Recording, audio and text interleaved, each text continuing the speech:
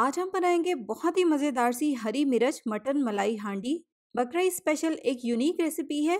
आप इसको मटन के साथ बनाएं चाहे बीफ के साथ बनाएं, लेकिन मेरी रिकमेंडेशन पर हांडी की ये यूनिक और मज़ेदार सी रेसिपी आप ज़रूर ट्राई कीजिएगा। यकीनन ये रेसिपी आपको बहुत पसंद आने वाली है। अस्सलाम वालेकुम, मैं हूँ Sadia Uzair. Welcome back to Sadia Uzair's kitchen. Video को लाइक शेयर और मेरे यूट्यूब चैनल को सब्सक्राइब भी ज़रूर कर लीजिएगा, क्योंकि आपको मिलेंगी मेरे चैनल पर इस तरह की बहुत सारी मज़े मज़े की नई नई क्रिएटिव और ऑथेंटिक रेसिपीज़।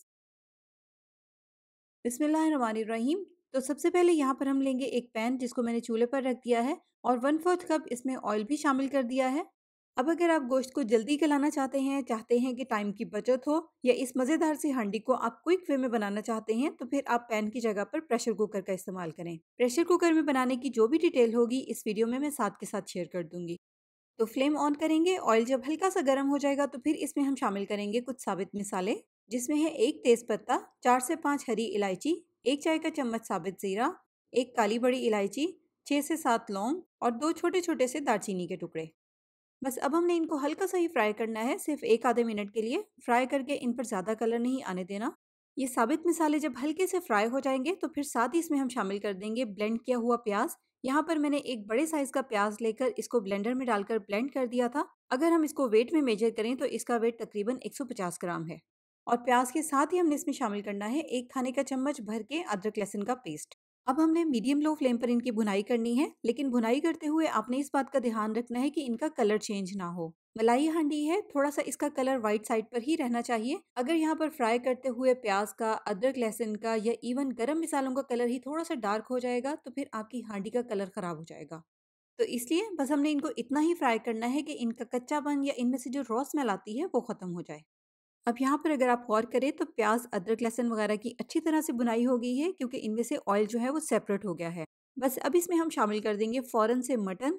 500 ग्राम यानी कि आधा किलो इसका वेट है। यहाँ पर मैंने बोनलेस मटन लिया है, इस तरह से छोटे साइज़ की क्यूब्स में कटा हुआ, क्योंकि हांडी हमेशा बोनलेस मीट के साथ ही अच्छी लगती है। लेकिन अगर आप चाहें तो आप हड्डी वाले गोश्त का भी इस्तेमाल कर सकते हैं। और इसी के साथ साथ अगर आप इसको बीफ के साथ बनाना चाहते हैं तो आप इस पॉइंट पर बीफ ऐड कर दें। अब गोश्त के साथ ही हमने इसमें शामिल करना है सवा चाय का चम्मच या हस्ब जायका नमक। तो बस गोश्त और नमक शामिल करने के बाद अब हमने करनी है गोश्त की भुनाई। इसको हमने कम से कम 4 से 5 मिनट तक भूनना है, जब तक कि गोश्त का कलर चेंज हो जाए। और 4 से 5 मिनट तक मीडियम लो फ्लेम पर भूनने के बाद यहाँ पर अगर आप देखें तो गोश्त का कलर भी बिल्कुल चेंज हो गया है। इसके अलावा ये थोड़ा सा लिक्विडी भी हो गया है, क्योंकि गोश्त ने पानी छोड़ दिया है। बस अब हमने इसमें शामिल करना है 3 कप पानी। और पानी हमने इसमें गरम उबलता हुआ हॉट बॉइलिंग वाटर शामिल करना है, क्योंकि जैसे कि मैं आपको अक्सर बताती हूँ कि अगर हम गरम पकते हुए गोश्त में ठंडा या रूम टेम्परेचर वाला पानी शामिल कर देते हैं तो उससे गोश्त का जो पकने का प्रोसेस है वो मुतासिर होता है, गोश्त जल्दी गलता नहीं है। तो बस पानी शामिल करने के बाद यहाँ पर मैंने इसको अच्छी तरह से मिक्स किया है। गर्म पानी शामिल करने की वजह से ये फ़ौरन से पकने लग गया है। अब इसको हम अच्छी तरह से कवर करेंगे और कवर करके इसको इसी तरह से कम 40 से 45 मिनट के लिए या 1 घंटे के लिए पकने देंगे। अगर आप इस पॉइंट पर प्रेशर कुकर का इस्तेमाल कर रहे हैं तो प्रेशर कुकर में प्रेशर बनने के बाद गोश्त को गलने में तकरीबन 15 से 20 मिनट का टाइम लगेगा। इसके अलावा हर इलाके के हिसाब से गोश्त के गलने की जो टाइमिंग है उसमें भी थोड़ा बहुत डिफरेंस होता है। तो एक साइड पर हमने गोश्त को पकने के लिए रख दिया है। दूसरी साइड पर यहाँ पर हम एक काम करेंगे। इस तरह से 1 कप गाढ़ा थिक दही लेंगे और इसको डाल देंगे एक ब्लेंडिंग जग में। और दही के साथ ही हम इसमें अपने टेस्ट के मुताबिक शामिल करेंगे हरी मिर्चें। यहाँ पर मैं इसमें 5 से 6 हरी मिर्चें ऐड कर रही हूँ। कुछ हरी मिर्चें ज़्यादा तीखी होती हैं, कुछ कम तीखी होती हैं, इसलिए आप अपने टेस्ट के अकॉर्डिंग देखते हुए ही हरी मिर्चें ऐड करें। और इसी के साथ ही इसमें शामिल कर देंगे बगैर छिलकों के 8 से 10 बादाम। और बस इसके साथ ही इन सारी चीज़ों को अच्छी तरह से ब्लेंड कर लेंगे। देखिए ब्लेंड करने की वजह से दही कितना पतला हो गया है, बिल्कुल पानी की तरह का। लेकिन मैंने इसमें पानी वगैरह कुछ भी ऐड नहीं किया, इसमें सिर्फ बादाम, दही और हरी मिर्चें ही हैं। तो इसको फिलहाल साइड पे रख देंगे। और दूसरी तरफ यहाँ पर जो हमने गोश्त को पकने के लिए रखा था, इसको पकते हुए भी तकरीबन 1 घंटा हो गया है। गोश्त यहाँ पर बहुत अच्छी तरह से पक चुका है। तो अगर आपने गोश्त को गलाने के लिए प्रेशर कुकर का इस्तेमाल किया था तो फिर इस पॉइंट पर गोश्त की मज़ीद कुकिंग के लिए आप इसको इस तरह से किसी भी पैन में या कढ़ाई में ट्रांसफ़र कर लें। अब नेक्स्ट गोश्त को गलाने के बाद जितना मुमकिन हो सके आप इसमें से बड़े-बड़े मिसालों को निकाल दें, क्योंकि इन मिसालों का टेस्ट गोश्त में अच्छी तरह से शामिल हो चुका है। ये देखें गोश्त भी कितनी अच्छी तरह से गल गया है, बिल्कुल सॉफ्ट हो गया है। तो नेक्स्ट यहाँ पर आप देख लें गोश्त में जितना भी एक्स्ट्रा पानी था वो ड्राई हो चुका है। बस इसमें थोड़ा सा ही पानी या ग्रेवी है। अब इसके हम अगले प्रोसेस की तरफ चलेंगे और इसमें शामिल करेंगे दही, हरी मिर्च और बादाम वाला पेस्ट।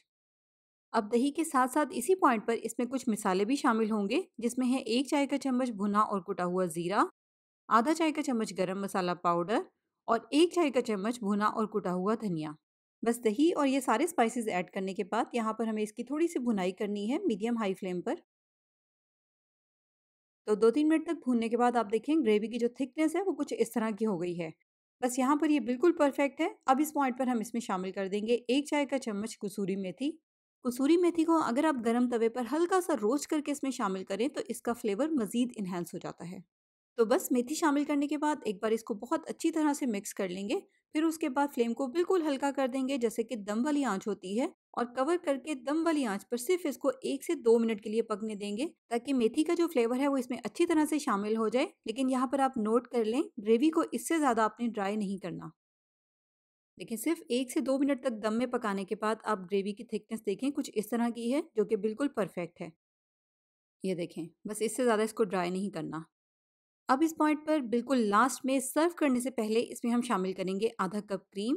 अगर आप इसको किसी दावत के लिए पका रहे हैं तो इस पॉइंट तक तो गोश्त को पकाकर आप पहले से रख सकते हैं काम को आसान करने के लिए। लेकिन क्रीम आपने इसमें तभी शामिल करनी है जब आपने इसको सर्व करना है। यहाँ पर आपको सिर्फ 1-2 मिनट का ही टाइम लगेगा। सर्व करने से पहले गोश्त को अच्छी तरह से दोबारा से गर्म करें और इसमें आधा कप क्रीम का शामिल करके इसको एक आधे मिनट पे मीडियम लो फ्लेम पर पकाएं या मिक्स करें। और 1-2 मिनट के बाद जैसे ही क्रीम इसमें अच्छी तरह से मिक्स हो जाएगी तो फिर आप इसमें थोड़ा-सा बारीक कटा हुआ हरा धनिया, अदरक और हरी मिर्च मिक्स करें और फिर उसके बाद इसको गरमा-गरम सर्व करें। और बस यहाँ पर जो हरी मिर्च मलाई हांडी की ग्रेवी की थिकनेस है वो भी आप नोट कर लें। इससे ज़्यादा हमें इसको थिक नहीं करना, क्योंकि जैसे ही हम इसको सर्विंग बाउल में निकालेंगे 1-2 मिनट के बाद ये थोड़ी-सी थिक भी हो जाती है। और यहाँ पर देखें इसको निकालने में मुझे सिर्फ 1-2 मिनट की देर ही हुई है, क्योंकि हम लोगों को कैमरा वगैरह भी एडजस्ट करना पड़ता है। और आप देखें सिर्फ 1 आधे मिनट की देर के साथ ही ग्रेवी जो है वो थोड़ी-सी थिक भी हो गई है। इसीलिए मैंने इसको थोड़ा-सा पतला रखा था, क्योंकि हांडी की जो ये वाली ग्रेवी है ये बिल्कुल परफेक्ट है। तो अब वैसे तो इसके साथ रुमाली रोटी, तंदूरी रोटी या सिंपल घर की बनी हुई रोटी भी बेस्ट ऑप्शन है। लेकिन अगर आपको नान या गार्लिक नान वगैरह पसंद है तो वो भी आप इसके साथ सर्व कर सकते हैं। देखिए कितनी अच्छी तरह से परफेक्टली मुकम्मल तौर पर गला हुआ या पका हुआ गोश्त है। और यकीन कीजिए बहुत ही मज़े की ये हरी मिर्च मटन मलाई हांडी तैयार होती है।